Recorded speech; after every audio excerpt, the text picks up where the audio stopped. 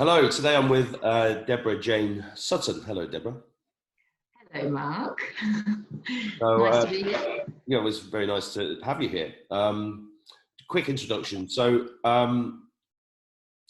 I found Deb. I don't know how I found you. I just saw something. It resonated. This is the way it works, right? I resonated with you. I didn't know you. I went onto your Facebook page and then I went onto your website. And I think it was, you're just to explain to everybody, you're an intuitive energy healer, and you work with souls and loads of great stuff. So this is most people watching it would understand what that is. But I think, do you know what I think it was on your website? Because I was looking at it this morning. Was you had that quote from Tesla, which is one of my all-time favorite quotes, which is, if you want to think about the universe, think about it in terms of vibrational frequency. So I've been extremely interested in vibrational frequency, extremely interested in the Great Awakening, as referred to by the number 17, which I'm not going to mention on the YouTube channel, otherwise the video will go. And but also I've wrestled with this concepts of 3D to 5D ascension, lifting of the veil stuff. So I think and then also I reached out to Deborah and I said, look, right, can you do me a healing? We did a healing. You got a bit excited because you realized I was from, what's the name of the place? Arcturian. Arcturian. Same starseed. You're my starseed brother. Wow, how cool is that? So, I mean, it's funny that I have heard of Arcturus, is it? Arcturian yes. consciousness Arcturus, before, yeah. but you hear a lot more. You hear a lot more about Palladian consciousness, and I've met lots of people that talk about messages from the Palladians, but I've never met any. When you say that's because there's lots of more Palladian consciousness. It's not my area of expertise, so I'm not claiming it to be. But from what I gather, the Palladians are they're all here helping us, and so are the Arcturians, and the Syrians are now in. It's the whole, there's a whole intergalactic realm going on. I'd like to get into that deeper, but I think at the beginning of this video, because there are these global processes going on today, I think you've got something interesting to say about that. So let's start with the protest today, if you want. Yeah, sure. If I can just say though that when it comes to energy healing, because the thing is though, it's a bit like The Secret, isn't it? Everyone is saying the same message, but we're all just saying it differently and from our own experience and from our own perceptions, our own filter or what have you. So just to make it clear that where I'm coming in from, and you talked about Nikola Tesla, where I'm coming in from is for some reason, whatever, I see everything as energy. And I think that's the point. And I also simplify everything. So although the roots of energy healing lie in quantum physics, please don't ask me anything about quantum physics, because I will just pass you over to like Bruce Lipton, Greg Braden, and the rest of them. But for me personally, I just see it very simply as everything is energy. I see everything as falling somewhere on the consciousness scale, which I'm going to share my screens later and show. And I just think that simplified view helps people just understand, the importance of shifting their energy from fear into love, if that makes sense. Yeah, well, it does make sense. There's a few things that you make me think of. So for years, I've sat around dinner tables tapping the table saying, that table is only, it's not really there. It's only, you only think it's there because the frequency of the atoms inside that are going at a different frequency to the ones on your finger. And also protests are interesting. I remember the last big protest I remember was the Gulf War against Tony Blair protest that was going on in London, when there was like 1 million people there. What I learned is that if you go out protesting saying we're anti-war, what you're actually doing is giving more energy to the war. If it was a peace march, that's a different thing, because then you're giving energy to peace. So that is really the most important point, and that is the most crucial point. I mean, I remember back when, I think it was the weekend of when Trump came into power, and there was a number of women, women's rights movements, marches in a lot of capital cities. But they were going out with the energy of anger and hate and unhappiness. It was like, I saw a picture of someone saying, I can't believe I'm still protesting about women's rights, and I was thinking, I was like, I can't believe you're still doing it as well, because it's so simple. The two universal laws to remember: everything is energy and like attracts like. So if you're marching in the street giving anger, you're going to just create a reality, because the reality is a reflection of what's within us. So you're going to create a reality of anger. If you're putting out the energy of I'm not happy being a woman, you're just going to get more unhappiness of being a woman. This is why positive affirmations are so important and beliefs are so important. If I put out the energy of I'm happy as Larry about being a woman, and my whole life is, it's not an issue, So, it's the energy you put out, is the energy that is the reality that you're creating. So it is really important for protesters to understand that, because if they go with angry energy, they're going to that's their contribution to the collective. It's their contribution to the world. If you just remember that feeling, whatever feeling you have inside of you, that's what you're contributing to the world. So make sure that the feeling you have inside of you is the way you want to spend the rest of your life. I don't want to spend it angry. Yeah, it's very easy to get caught up in energy and think that you're doing something good, when actually you're doing something. That's why they let these protests go on. I mean, you look at the BLM protests during the lockdown. It was like, stay 2 meters apart unless you're protesting, and they But I think the interesting thing there, Mark, is the origin of it and the intention behind the origin, because I think there was some negative intention behind the origin of that. But yeah, that's your area to say that. But I think the ones happening today, the intention is so really positive. But the point is, there's obviously the protests towards the government about the restrictions that are going on and the control and the lack of freedom going on. So that's one area. So there's the anger and lack of control. And on the other side, of course, of what else is going on, there is just not just the fear, but there's the anger, there's the disgust, there's the hatred, and the loathing that's going on, which is really intense, obviously. And I think it's really important that we don't focus on the thing that we're trying to eliminate. We're focusing on what we're trying to create. We are powerful creators of our own experience, and it's energy, it's not personal. We will create what we put our focus on. We will create whatever images we put in our head, whatever emotions we're feeling, whatever thoughts we're thinking, that's what we're going to create. So it's so important to create and to generate, to feel. You just need to take a couple of minutes, take a few breaths, and feel the divine love from within you, which now is easier with your heart wall gone.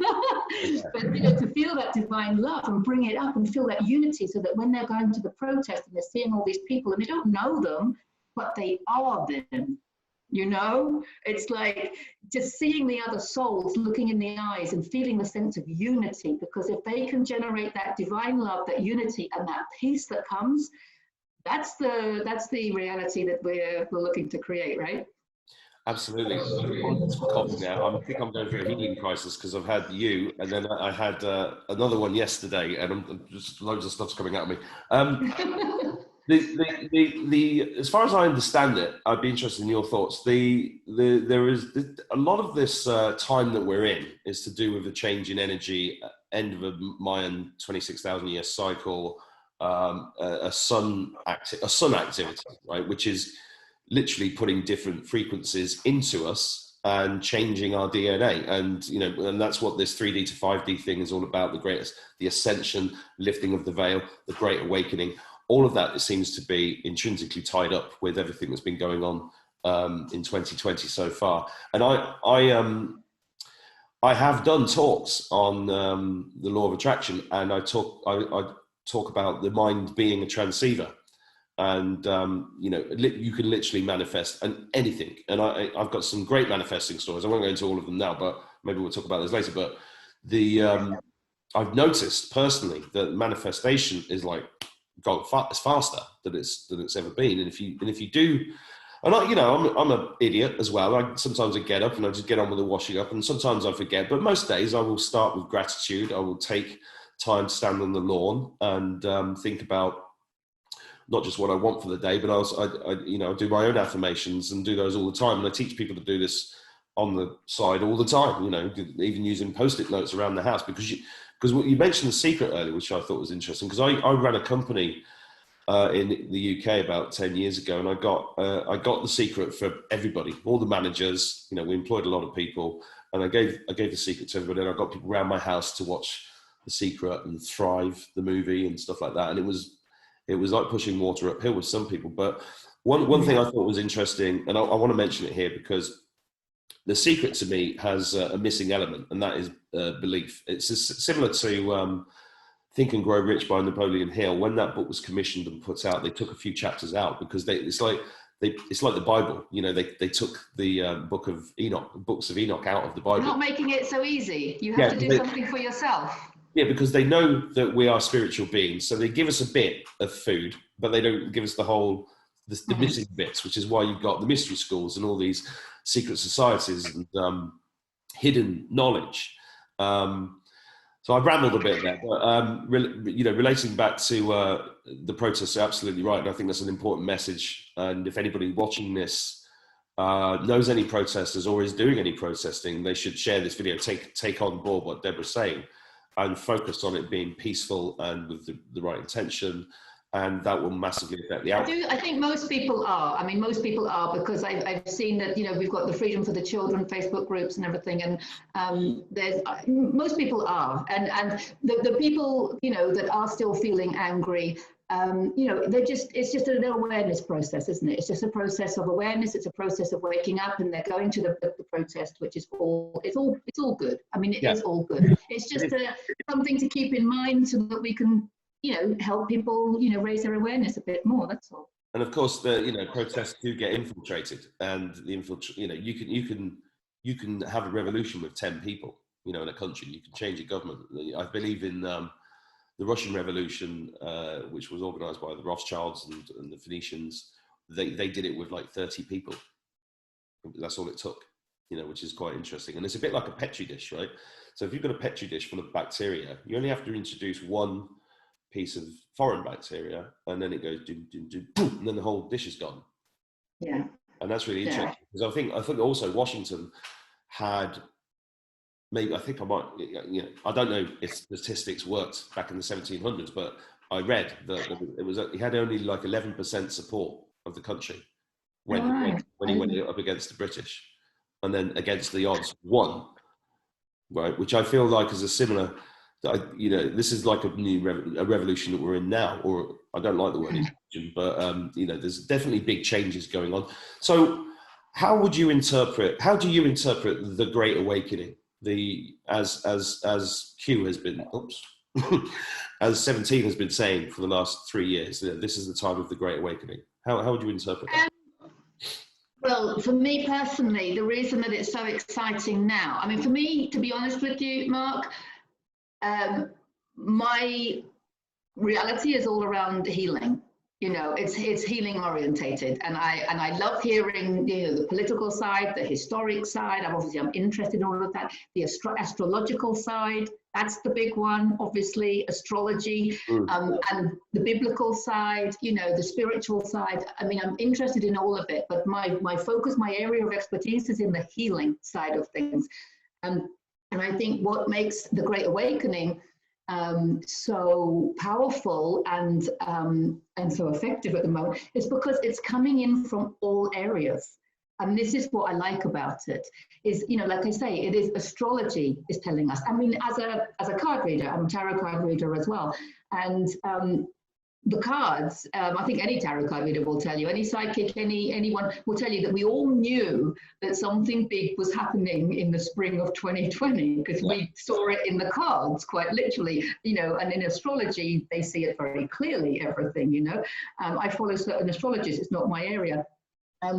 So, we knew that something was happening in the spring of 2020, but although most people didn't guess exactly what. But I think the reason it's so massive is because it is covering all areas of life. It's political, it's third dimensional, it's fourth dimensional, it's astrological, it's spiritual, it's biblical, it's historic.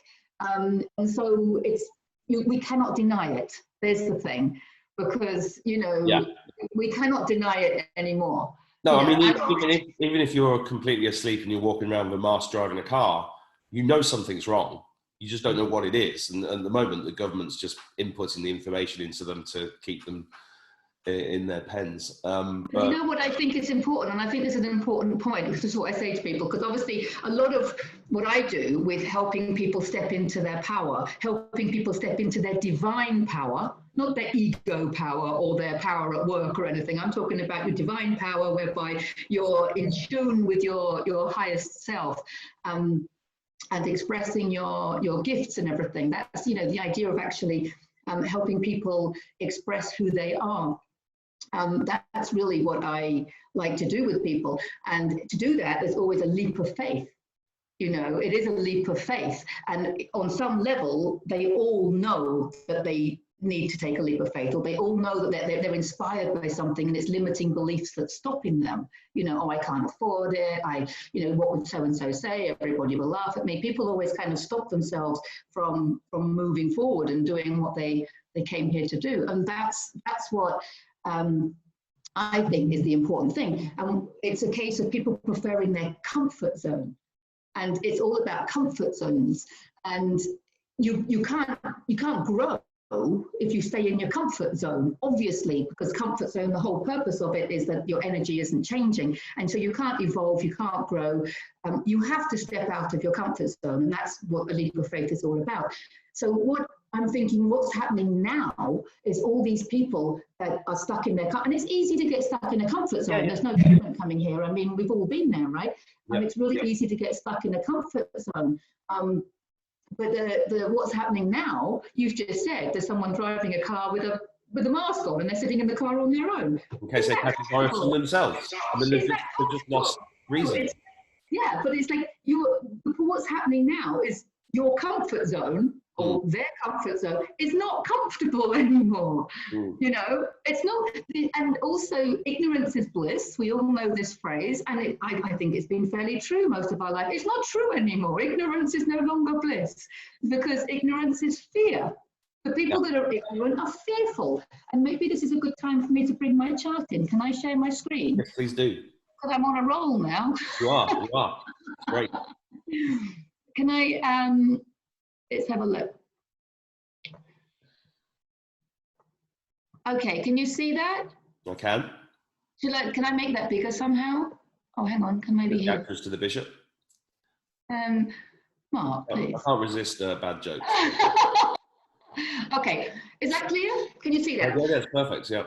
I just want us to bend a little, because we're talking about fear, we're talking about coming out of fear, and a lot of people don't understand how. You know, I'm always talking about raising your vibrations, and people think that it's literally just about, you know, being positive, you know, but if you're feeling negative and you're just pretending to be positive, I mean, it might help you a bit, but hopefully understanding the bigger picture behind all of this. This is what I like to explain to people, the bigger picture behind all of this, because that helps them make the changes that they need to make, I think. So here, this is the scale of consciousness, and it's just a small part of the map of consciousness by Dr. David Hawkins in his book, Power versus Force. But unfortunately, there's copyright rules on that, so we can't put that out to more than 10 people at a time. And I know that you have a following. So this is your scale of consciousness, okay? Now you can see from this scale that, like, shame and guilt, these are the emotions, okay? The number is the frequency at which they're vibrating. So it's really, really clear that, you know, shame and guilt are your lowest vibrating frequencies. Okay? Yeah, I spent quite a few years there. Well, if you think about us as being like an average, you know, we've obviously got some love and joy in us. We've got some pride. We've got some anger. You know, we've got a little bit of all of this. Obviously, we've got a little bit of all of this going on. So really, it's a bit like, which is your default setting, which is your overriding. You know, which is I think I've been around 500, you know, between 400 and 600 this week. It's been, and amazing things happened. Yeah. So you can move up and down this scale, but there's an overriding level of consciousness. And according to Dr. David Hawkins, and I agree with him, he's not with us anymore, unfortunately, but you can measure everything and anything. You can measure everything and anything in the world on the scale of consciousness. Well, this is really interesting because in my marketing talks, I talk, over the years, I've said if you don't measure it, you can't manage it. Oh, right. Okay. It's the same with consciousness. This is great news to me because I relate to that. Okay. I mean, I love using this on my retreats because I kind of measure people's level of consciousness before they come and then when they leave, But you can measure on here books, films, systems. This is what's interesting because the systems of today that are all collapsing are all built on negative intentions anyway. So, and we're going to rebuild them, right, in the new earth on positive divine intentions. So that in itself is going to be healing to everyone that is involved in those systems. Everything is energy. I can't... that is such an important point. Everything is energy and like attracts like. Sorry. No, I was just thinking, because this is the way my mind works. Wouldn't it be great if we could create an app that measures people's consciousness and then we could map the whole planet with the consciousness level and then do things to help them raise their consciousness? That's interesting. I'm going to give a plug now for focuslifeforceenergy.net. Oh, I've used them. Have you? Yeah. Have you? So it's amazing. Any technology, it's like the 5G towers are now going to be like Tesla towers. I'm going to stop you there. How do you know that? I don't, but I just read that on... Yeah, I've read it as well, but I've not seen the evidence. No, okay. But we're living in hope and and I believe that if there's a technology, for example, the internet, it can be used for negative and positive, okay? And the phones, with all their negative energy. I mean, I have a shungite crystal on mine so that the negative energy doesn't affect me. Okay, well done. But focuslifeforceenergy.net, they take it a stage further and they send high vibrating love frequency down the phone energy. And of course, if the phone can create negative energy, it can also create positive. So that's why I have faith and I have belief. And I do believe, I mean, I don't know the details, I don't, so, disclaimer there, but I do believe that anything that has been used for negatively can be used positively. I mean, that's the way it is. And so what they do, Focus Life Force Energy, is they send basically the frequency of love down your phone so that it's emanating that frequency. And so it will slowly over time raise your own frequency. Yeah. Okay. Now, if you are particularly low, you're probably not going to it won't come into your reality. It won't, if you're not ready for it. That's the way it works. And then for 5 minutes a day, you get a boost, which goes up to 600, right? Now, when I first did that boost, I was just about to do some work and it made me actually a little bit like this. So what I did in the beginning with the 600 was just to use it for meditation. It's perfect. It's perfect. I just want to, when you did that heart healing on me, I had exactly the same thing. I was like, whoa. Yeah. Well, it's because you're obviously raising the vibration. You're putting it into such a high vibrational state. I mean, if you were vibrating at a really low level, that's, you're going to be completely... it can be uncomfortable, but then you wouldn't put yourself in that reality. So so you can feel yourself. I mean, now we've got a shed load of high vibrating energy coming in, okay? Yeah. As you said in the beginning, which is why a lot of us are feeling a bit like that anyway. And it's coming in on the Schumann scale, people measure it. I check the Schumann scale every day, and that's for anybody watching this, that's the vibrational frequency of the planet, and you can find it really easily as a website. Exactly. So everybody's vibration is rising, and what's happening really is as this light comes in, the low frequencies they can't hang around, because they're not resonating. So that's why there's so much low frequency being exposed and eradicated, because they can't sustain themselves in this high frequency. And that's the whole point of raising our frequency. I mean, dare we mention any illnesses that have been going around lately, but their energy is low. So if your vibration is low, it can come into your reality. So all these people arguing, it doesn't exist, it does exist. People are creating their own reality based on their own frequency. So if you are vibrating at a high frequency, such pathogens are not going to affect you, right? So that brings a question up. We are, this year has been biggest experience of imposed fear that I've ever seen. So, you know, how does that sit? Because well, exactly. I mean, and in the beginning, you know, yeah, we were all fearful. I mean, let's be honest. I mean, looking at the chart, in the beginning of this year, say March of this year, you know, there was a lot of fear in the world. I mean, of course there was, you know, and then people started waking up, and then that fear turned into anger.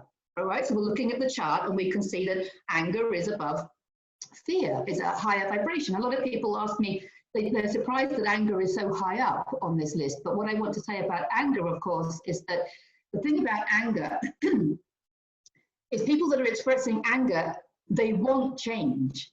They're looking for change.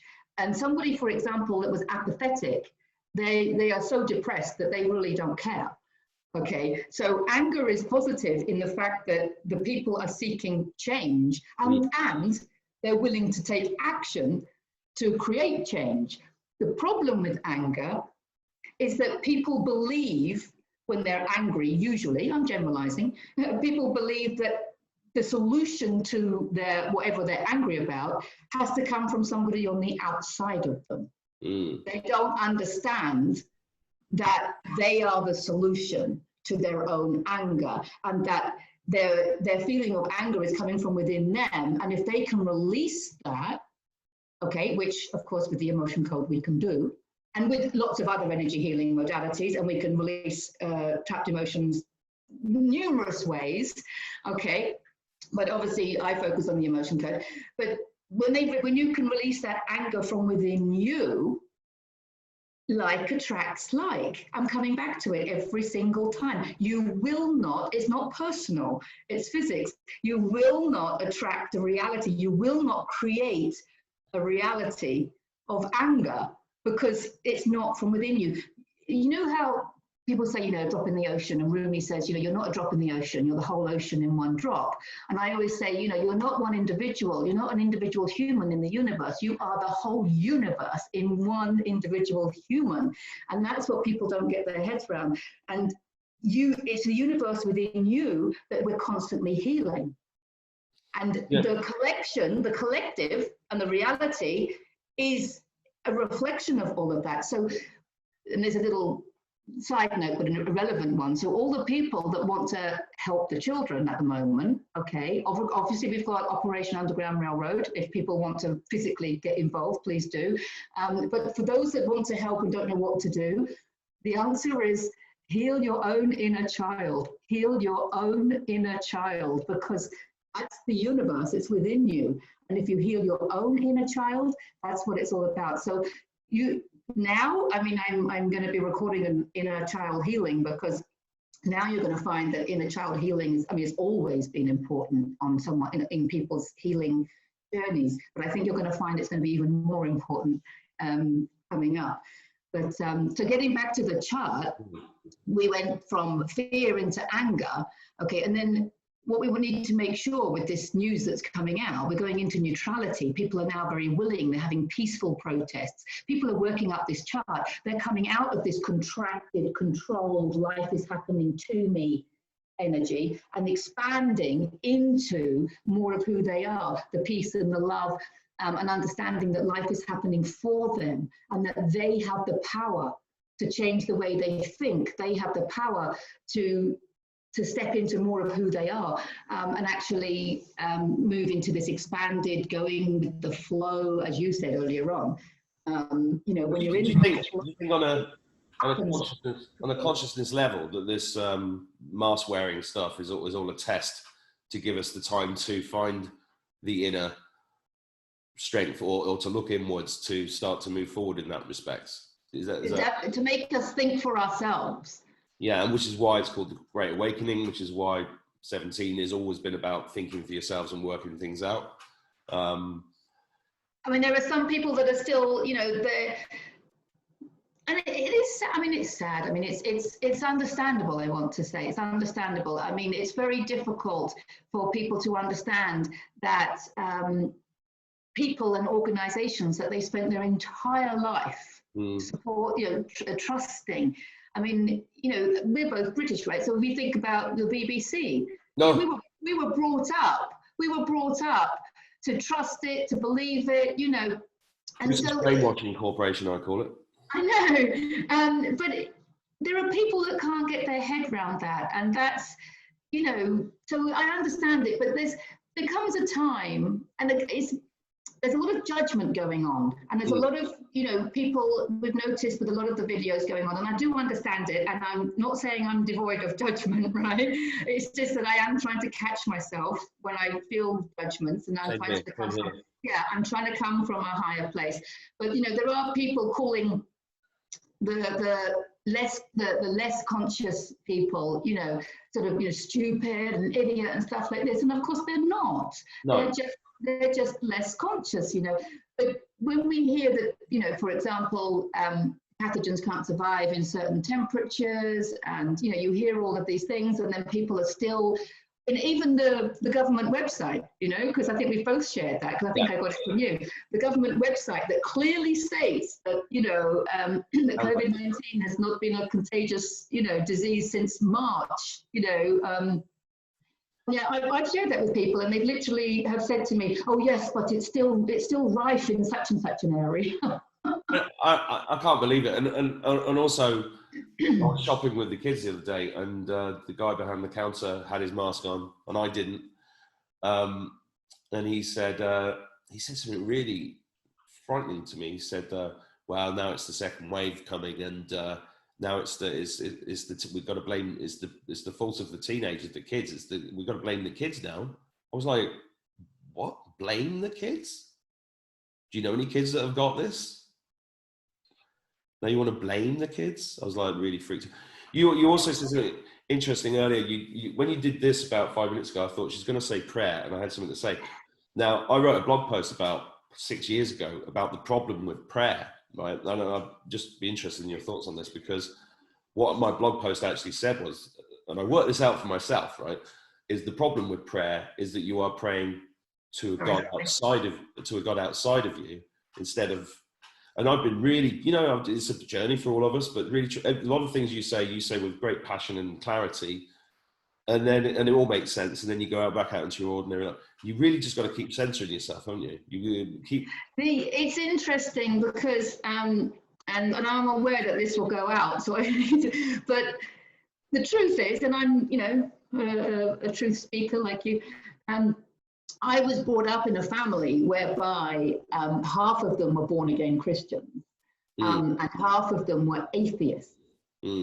And I think that kind of really helped me because I could feel the truth from both sides, you know. Interesting, because my dad was an atheist, but as I said on the Charlie Ward show, I had there was a religious cult all around me. Not my family weren't in it, but they were all around me, and I knew people in it.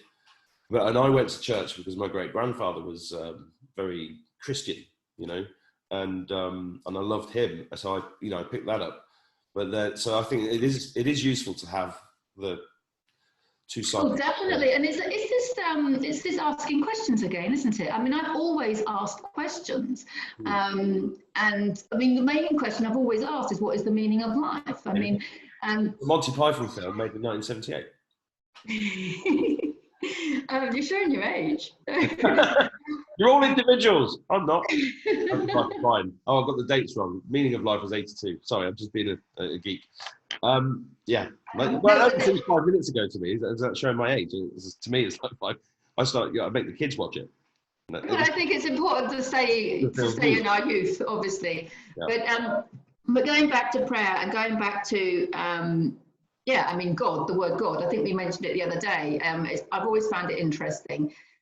So if someone says, "Do you believe in God?" and it's like, well, really, that depends on what your definition of God is. You tell me what your definition of God is, and I'll tell you whether I believe in it or not. So my atheists have got, you know, one definition of God, and the born-again Christians have got another definition of God, and I don't actually, you know, it's because, again, and I keep saying this, it's not personal, it's energy. I just think it's energy. It always comes back to energy. And I think you've hit the nail on the head. And one thing that I think the religious people are going to have a problem with is understanding that like our education system has been corrupted, our banking system has been corrupted, our political system has been corrupted, all this corruption going on. I'm sorry, I feel it, that the Bible has been corrupted, you know, and people are struggling with that. The BBC has been corrupted, you know, it's people are struggling with the Christians are struggling with the fact that the Bible has been corrupted, but there's so much good in the Bible. I mean, obviously, you know, it's you know, a great book to read, I want to say. But you've hit the nail on the head. It's because they perceive God as being separate. Yeah. And if God is that source, I don't usually use the word God, I use the word source energy, because energy comes from source, right? So, you know, if you think that you are separate from source, you are literally, because you're thinking, and we create our reality with our thoughts. So if you think you're separate, boom, you have just cut off your life force energy. Well, I'm glad you said that, because I think the whole system that we've been entrapped in is all based upon separation. It's all about making you feel like you're meaningless. You're just a meat suit. Yeah. You're nothing. Because once you know, and having, you know, unfortunately, I remember my dad saying about a week before he died, he said when it's over, it's over. That's what he said to me. I was 17, and I was like, "What? You don't believe in God?" He said, "Well, there can't be a God. When it's over, it's over." And then a week later, he was dead.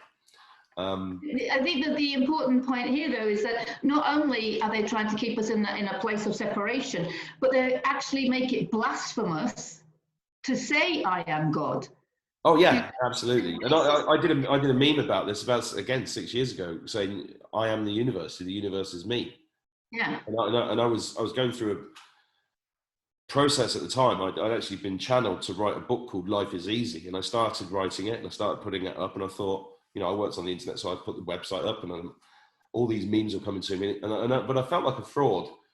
And because also I started getting people say, "Oh, you think life is easy for you, but what about starving kids in Africa?" type thing. And I was like, he's got a point.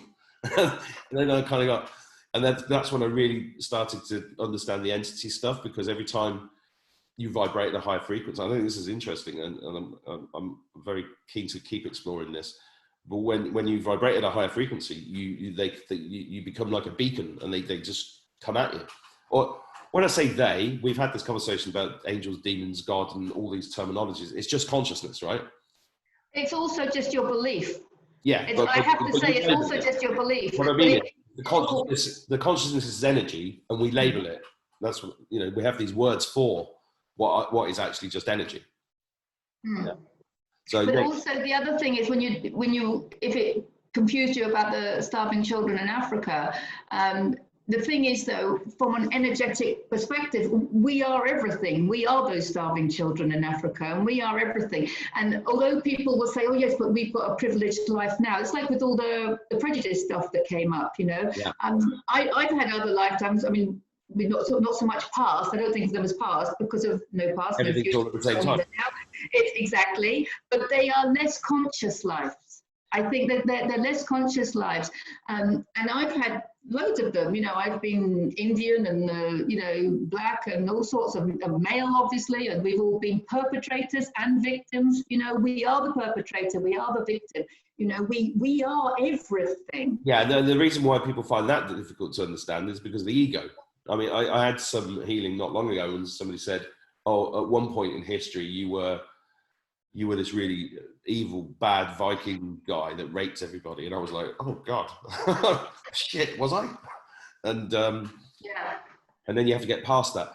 Yeah, because I do a lot of the past life healing, and it comes up a lot, and I have to explain to people that, you know, they haven't always been as conscious. You know, it's no blame, there's no judgment. You know, we have to keep coming back to the fact that it's just less conscious activity. And the thing is, though, we carry energy.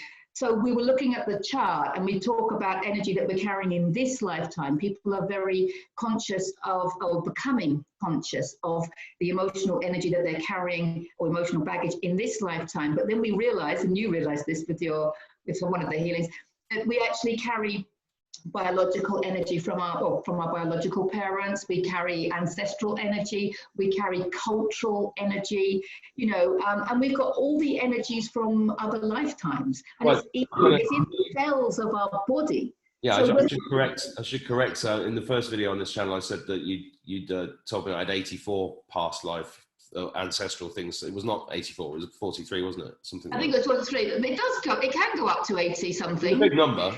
It is a big number, but it's still, yeah. How do you know that? How do you know that was? How can you tell? I think the easiest way to explain that for anyone that does, there's a lot of people that work in that, soul healing and what have you, and soul reading. A lot of people refer to it as Akashic record reading, which basically just means the ether, it just means the consciousness, it just means the all that is, the infinite intelligence. I mean, there are so many different names for it. And really, you can tap into it. And again, we're coming back to belief, Mark. It's all belief. Because it's like when I'm working on my retreats and people work on themselves and then they're like, oh, but how do I actually then do what you do when you actually tune into people from a distance, And I just said, do you think you can? I went, oh no, I don't know how to do that. And then I just say, do it, just do it. Just tune into me and then do the process, and they do it and it works. And they're like, oh, do you believe it now? And they're like, it's belief. Oh, you're good. I just want to finish off that story about my dad, because his consciousness has been coming to me a lot. So, Dad, it was wrong, about it all, because. I wonder whether I've had someone with me all morning, and I don't know who it is. It's not my area of expertise. But normally they only come when I'm working with somebody energetically. So maybe, okay, that's interesting. I don't have all the answers. If somebody's watching this and thinks, oh, this energy thing's a load of nonsense, well, I don't think anybody thinking that would get this far in the video. So if somebody's watching this that switched off. Gets it to some degree, what practical things can somebody do to raise their frequency right now in the middle of this? Well, I am glad you asked me that, Mark. You are fantastic, because it is all about raising your vibration, and it is easier said than done. I mean, as in, there's lots of different ways of doing it. And I would say the first step, to download from my website, my first book, which is free, Heal Yourself to Happiness. Because in Heal Yourself to Happiness, I cover affirmations and the power of words. It's all energy. Gratitude and the power of gratitude, it's all energy. And there's a chapter all about different things like color and obviously exercise, yoga, all sorts of things, crystals, feng shui, you name it.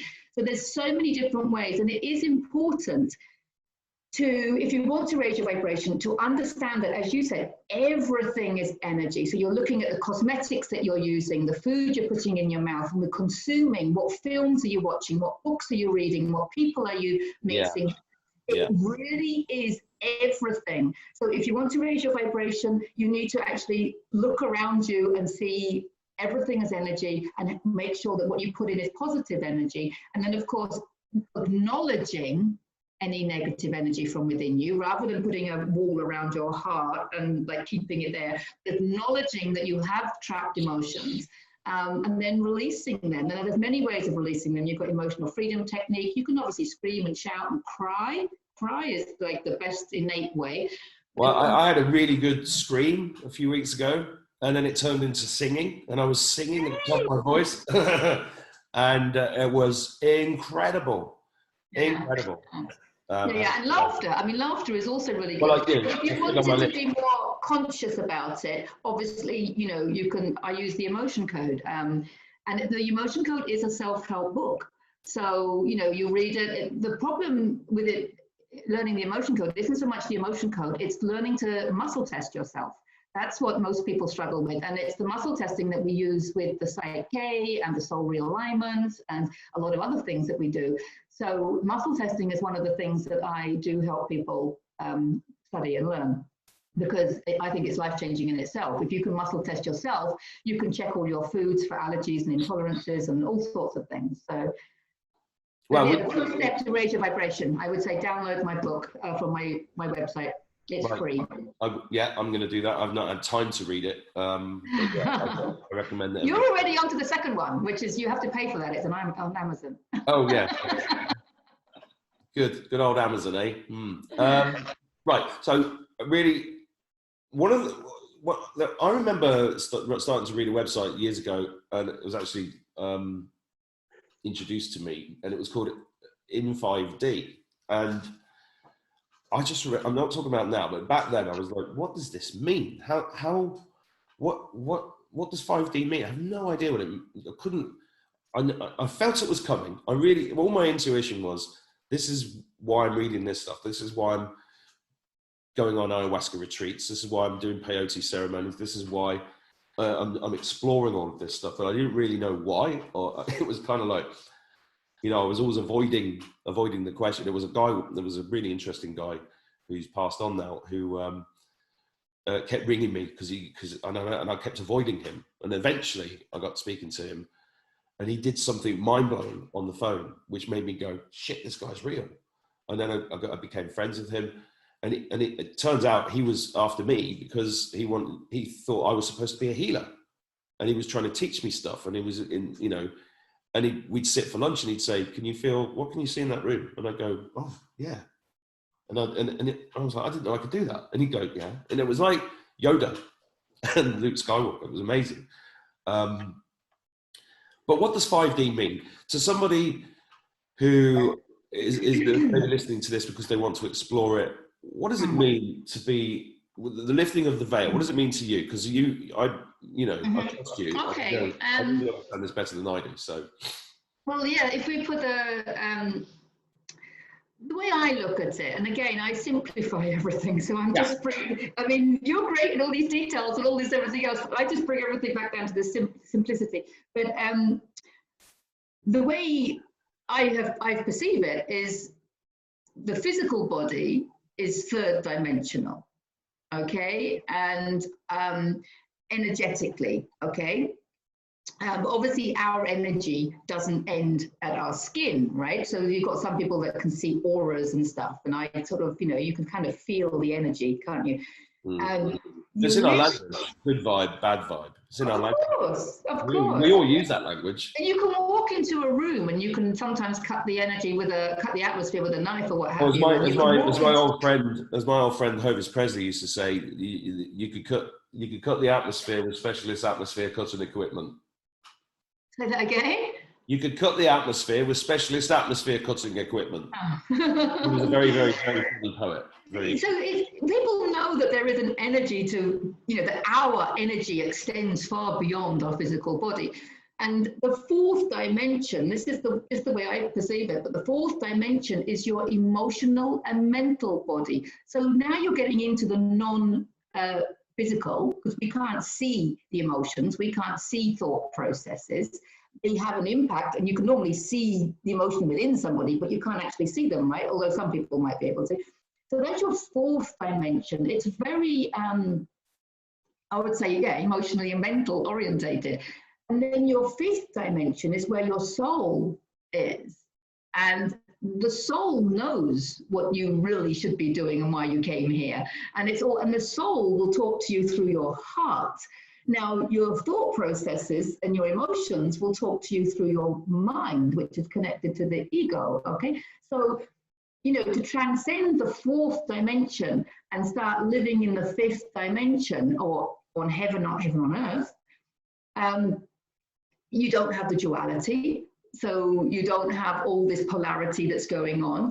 And we discussed earlier on, when things are meant to be, when things are right, they're effortless. They're effortless, and you can just move forward with grace and ease.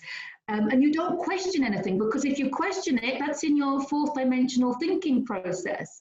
And if you think about it, if you have to think about something, you're operating from your fourth dimension, which is fine, because most people on the planet now are operating in the fourth dimension. That's fine.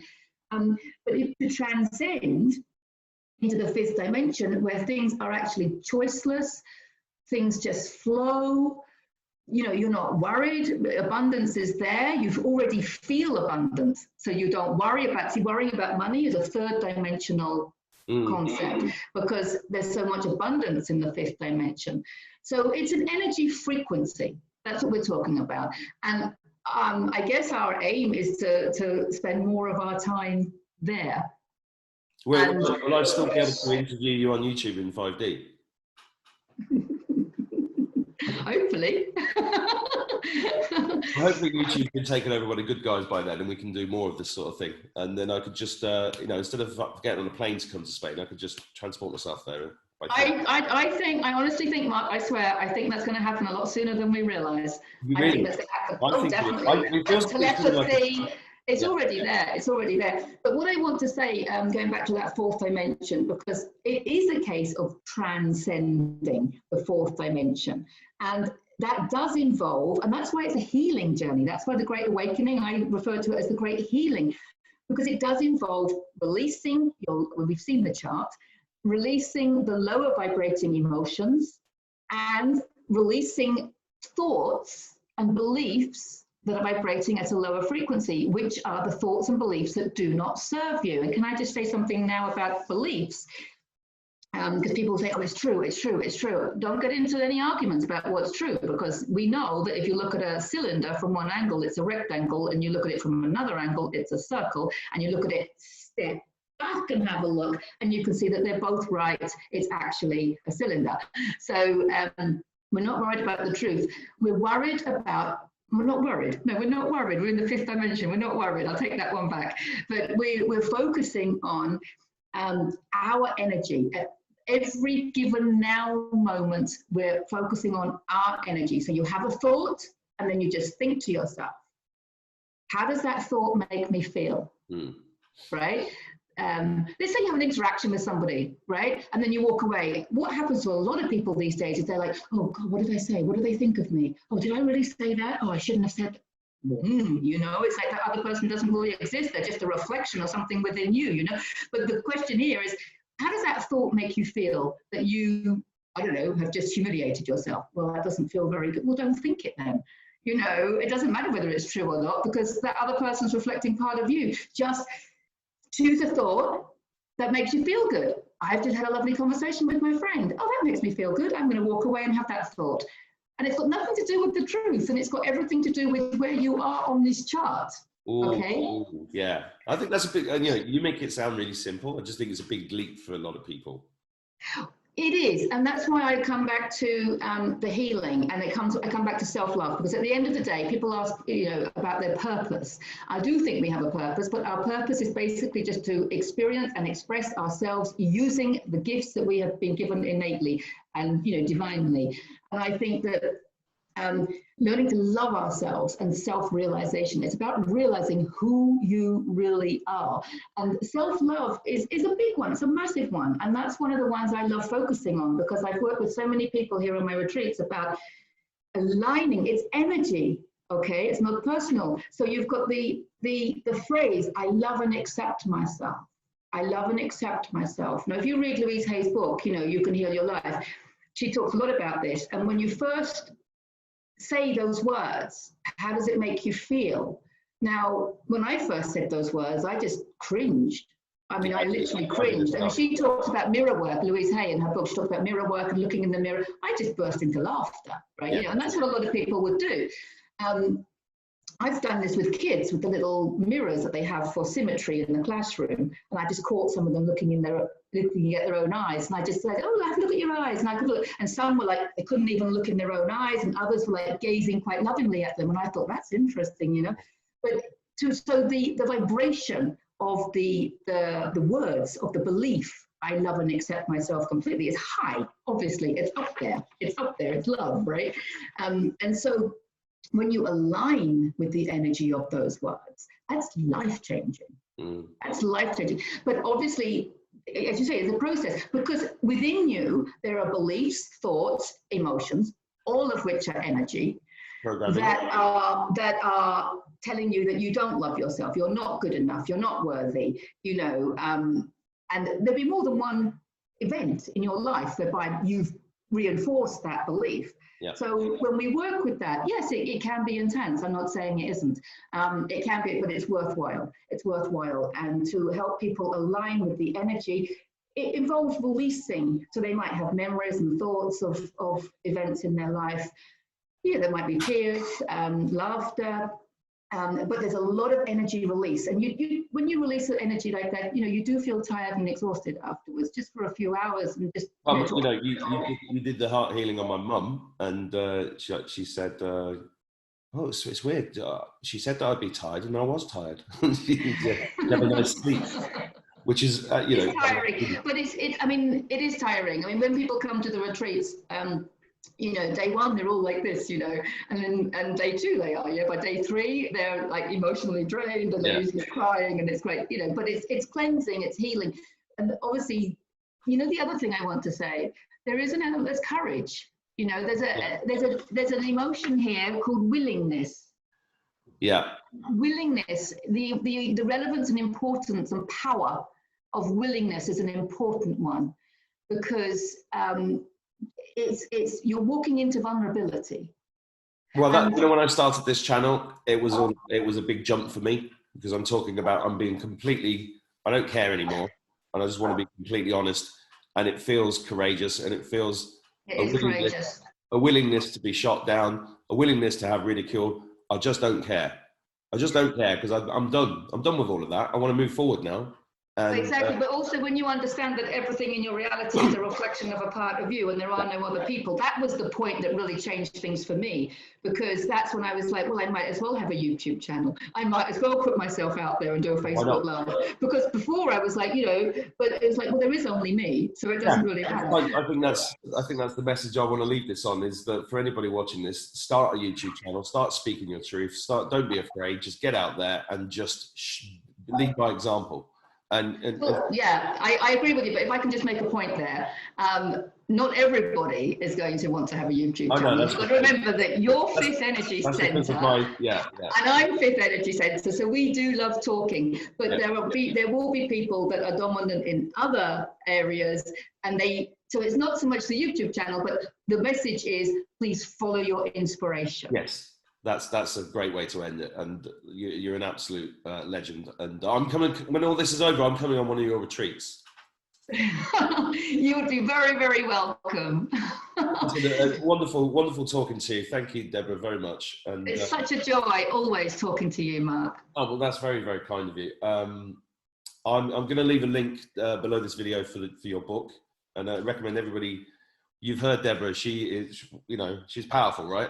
So, go and read that book, and let's catch up again when we're in 5D. Definitely.